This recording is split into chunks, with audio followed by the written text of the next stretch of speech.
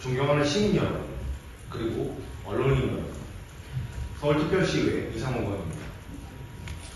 오늘 저희 서울시의원 3인이 이 자리에 함께 선 이유는 이재명 정권 들어 심화되고 있는 국정운영 실패와 민생 파탄에 대한 시민들의 불안과 분노를 대변하기 위해서입니다.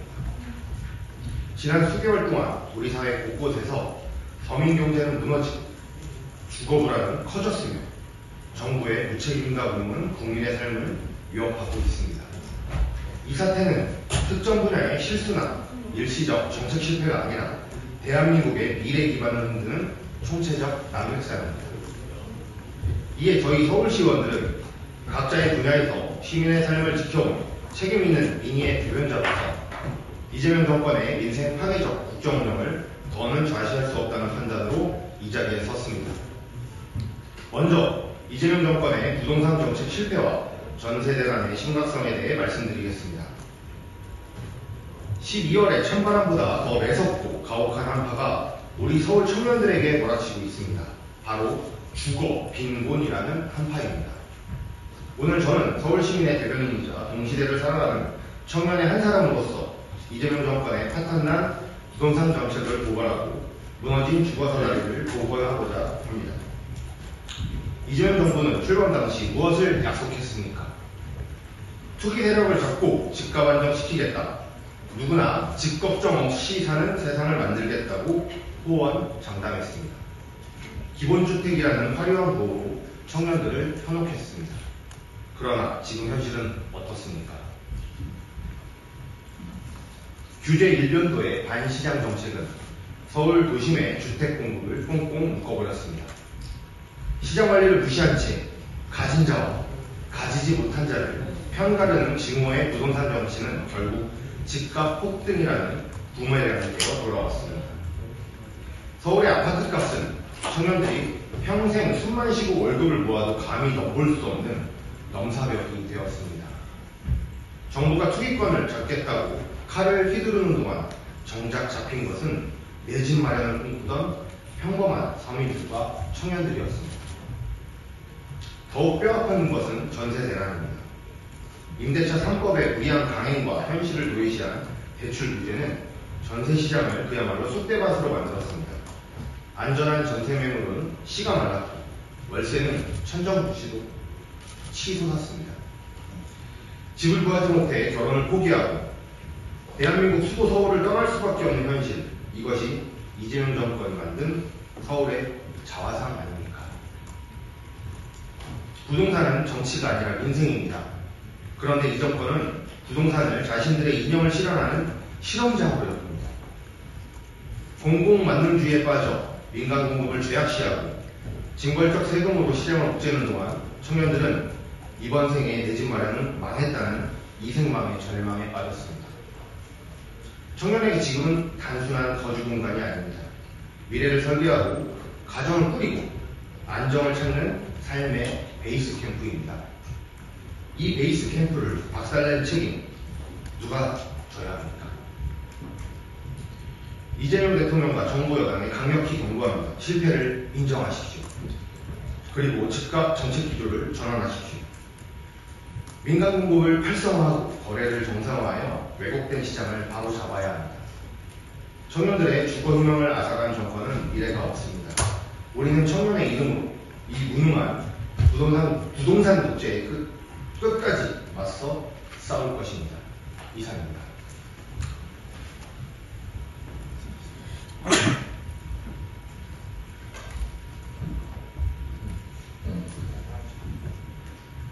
안녕하십니까, 이효진입니다.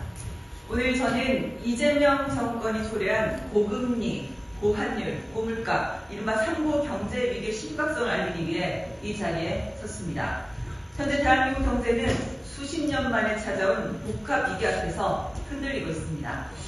그러나 정부는 위기의 실체를 부정하고 근본적 처방 없는 말잔치로 국민의 불안을 더욱 키우고 있습니다.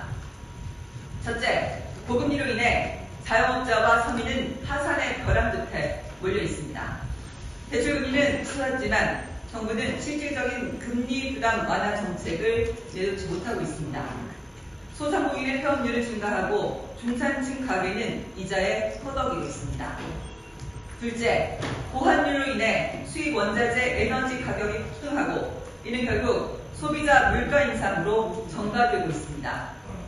정부는 환율 폭등의 구조적 원인 분석도 없이 무대책으로 일관하여 시장 불안만 키우고 있습니다. 셋째, 고물가는 이미 서민들의 일상을 무너뜨리고 있습니다. 식료품, 대중교통, 전기, 가스요금까지 전 분야에서 가격이 치솟고 있지만 정부는 물가 안정이라는 말만 반복할 뿐 실질적인 대책은 찾아보기 어렵습니다.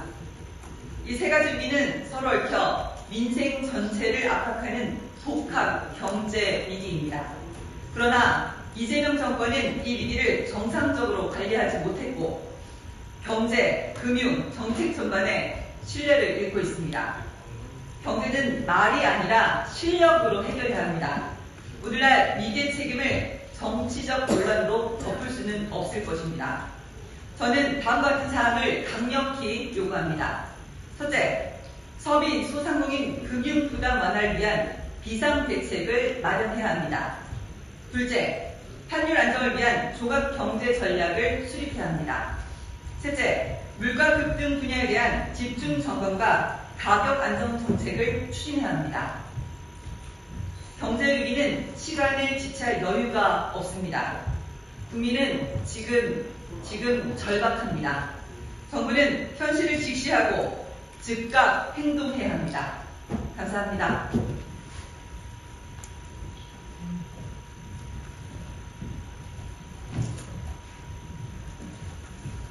서울특별시의 송경태 의원입니다.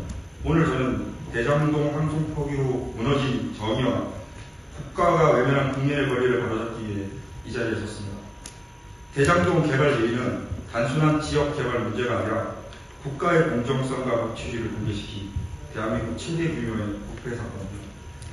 대장동이라는 이름 뒤에는 삶의 터전을 잇고 떠난 원주민들의 눈물, 그리고 국민이 되찾지 못한 최소 7천억 원의 재산이 있습니다. 그런데 정부와 검찰은 이 재산을 되찾을 마지막 기회마저 스스로 포기했습니다. 대장동 항소 포기로 대한민국의 정의의 등불이 꺼진 것입니다. 지난 9월 이재명 대통령은 국무회의에서 검찰이 되지도 않은 걸 기소해 무죄가 나오면 면책하려고 항소한다고 말했고, 정성호 법무부 장관은 대통령 말씀처럼 항소, 상고를 제한할 필요가 있다고 맞장구 쳤습니다. 이들이 연습대련 하듯이 주고받은 말이 결국 국가의 항소폭이라는 현실이 되었습니다. 수사팀은 자정이 다 되도록 한속장을 붙잡고 국민의 재산을 지키기 위해 버텼습니다. 그러나 자정 7분 전 법무부는 항소 불허 통보를 내렸습니다. 그 순간 대장동 일당은 국민재산 7천억을 가져갈 수 있는 길을 완전히 확보했습니다. 범죄자들은 1000배 넘는 잭팟을 터뜨렸고, 반면 대장동 원주민들은 반값 수용의 삶의 터전을 잃고 떠돌았습니다. 이것은 민간 합작이 아니라 민간 협작입니다. 관의 힘으로 법과 절차를 무력화됐고 민의 주머니로 천문학적인 이익이 흘러들어간 전형적인 부패 범죄입니다. 대장동 사업 구조를 설계한 관의 최종 결정권자는 대통령이었고, 그 천문학적 이익을 챙긴 민간 최대 수익자들은 대통령과 가까운 인물들이었습니다.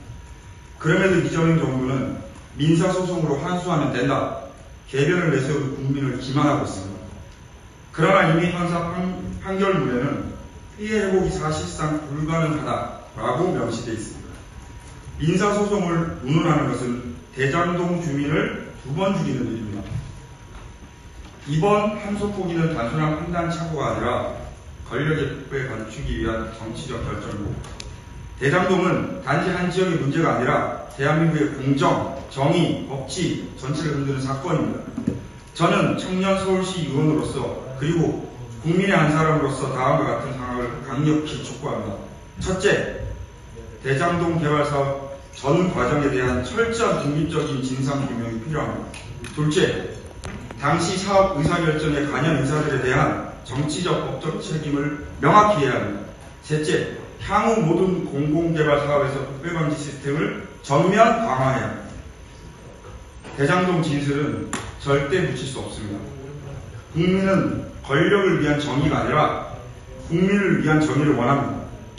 대통령도 예가 없는 나라, 법 앞에 평등히 살아있는 나라를 원합니다. 청년 정치인으로서 저는 국배와 야합에 침묵하지 않겠습니다. 더 많은 청년들이 목소리 내고 대한민국의 정의를 지키는 일에 앞장서겠습니다. 추가적으로 한 말씀 더 드리겠습니다. 오늘 새벽 법원이 추경호 전 원내대표에 대한 구속영장을 결국 기각했습니다. 이는 매우 상식적인 결정이며 이재명과 민주당 정권이 주도한 이른바 내란 프레임 정치 공작에 사법부가 제동을 걸었다는 점, 그 점에서 의미가 큽니다. 지난 반년 동안 특검은 야당 전 원내대표에게 중재를 뒤집어 씌우기 위해 무리한 수사를 계속해왔습니다. 그러나 오늘 영장 기각으로 그간의 수사가 정치적 목적인 치중력 시위 수사였음을 밝혀지는 것이 되었습니다. 상상력이 기대 만든 3.6공상 수준의 수사였다는 것을 사실로 드러났고, 민주당과 이재명 정권은 추 전 원내대표에게 내란이라는 극단적인 프레임을 씌우기 위해 각종 방법을 동원했습니다. 특히 영장이 기각될 경우 사법부를 공격하겠다는 정청래 대표의 공격적인 압박은 법치주의를 흔드는 행위였고, 이에 대한 국민들의 분노는 이미 한계에 이르렀습니다. 이번 기각 결정은 그와 같은 무리한 프레임 조작이 더 이상 통하지 않는다는 사법부의 경고이자 마지막 양심의 작동입니다. 민주당이 제기해온 주장이 허술한 정치 공작에 불과했다는 사실을 법원이 명확히 해준 것입니다. 우리 국민의힘을 위헌정당으로 몰아가려던 민주당의 계획은 결국 실패로 돌아갔습니다. 이제 민주당과 이재명 정권은 사법부 압박과 야당 탄압을 멈추고 국정 초점의 민생 회복을 위하여 정진해야 될 것입니다. 국민의 삶이 최우선임을 잊지 말아주시면 감사하겠습니다. 이상입니다.